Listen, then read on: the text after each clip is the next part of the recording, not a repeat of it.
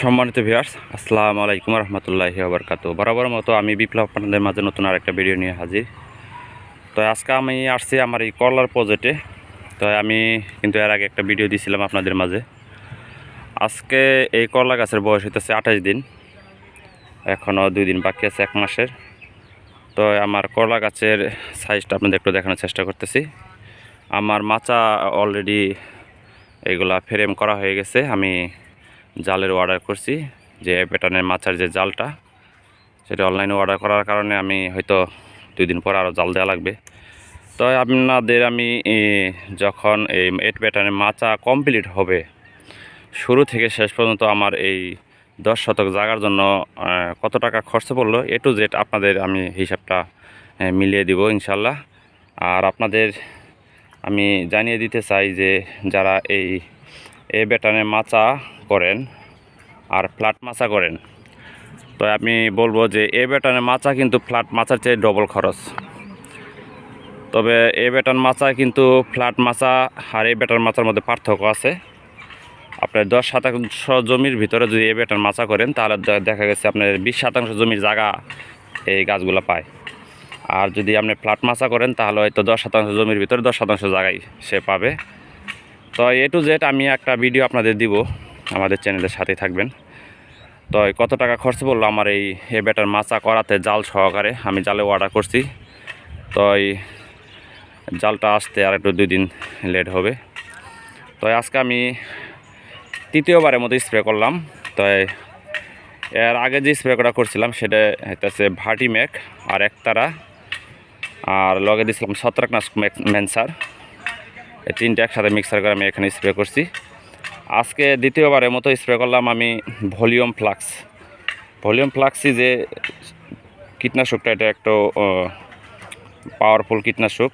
কারণ আমার গাছে প্রায়টা গাছের ভিতরেই এই লেদা পোকা লাগছে।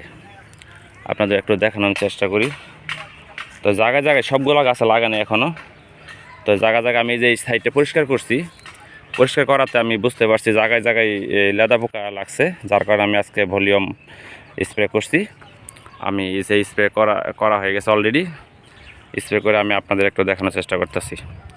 তো মূলত একটা কথা আপনাদের বলি যে এই মালচিং পেপারে কিন্তু অনেকটাই লাভ আছে।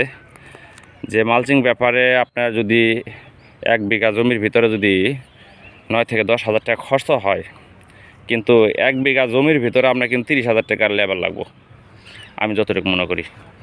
কারণ আমি এই যে পাশের জমিটা দেখতেছেন, আমি কিছুদিন আগে এখানে 14টা লেবার খাটাইছি। তো 1 সপ্তাহ হয় না, আবার ঘাস হয়ে গেছে। তো যাই হোক, আমি আপনাদের বলি যে এই যে আমরা যে চাষটা করছি করলা, এর ভিতরে কিন্তু এই যে আগাছা হয়েছে, এই যে প্রতিটা গাছের গোড়ায় গোড়ায় আগাছা হয়েছে। এই আগাছাগুলো আমি এখন উঠাই দিচ্ছি, এই যে সাইডে উঠাইছি, এগুলা উঠাই দিছি। ওইদিকে পুরা সবগুলো গাছে উঠানি হয়ে গেছে। গাছগুলাও দ্রুত বড় হয়ে গেল কারণ এখানে তো মূলত আমার এই যে পেপারটা দেখতেছেন, মালচিং পেপার, এই পেপারের নিচে কিন্তু সব ধরনের খাদ্য দেওয়া আছে। এবং কি আর এই পেপার থাকাতে গাছের গোড়ায় অনেকটা রসালো, এই যে আপনাদের একটু দেখাই উঠাই, এই দেখে গাছের গোড়ায় কিন্তু অনেকটা রসালো জায়গা। এই যে মাটি এখন ভিজা ভিজা আছে, পানিটাও কম লাগে, সেচ কম লাগে। এই যে পোকাগুলা ধরছে, এই যে পোকাগুলা সিদ্রি করছে, পাতা সিদ্রি করছে, এই যে পোকা। তাই আমি আজকে স্প্রে করে দিছি। তো আমার গাছের বয়স 28 দিন চলতেছে। এই যে পাতাটা খাইয়ে ফেলাইছে। আর এই যে গাছের গোড়াগুলো আমি পরিষ্কার করে দেবো আগামীকাল। অর্ধেক করা হয়ে গেছে, আর অর্ধেক বাকি আছে। তো আমি একা একা কাজ করতেছি আজকে।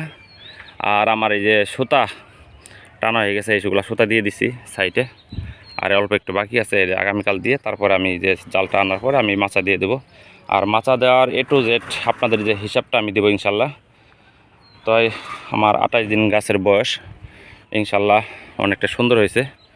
তো সবাই দোয়া করবেন আমার এই প্রজেক্টের জন্য। মোটামুটি এই প্যাটার্ন মাচাতে খরচ বেশি হলো, কিন্তু গাছের যে সাইজগুলা এগুলো দেখে শান্তি ইনশাল্লাহ।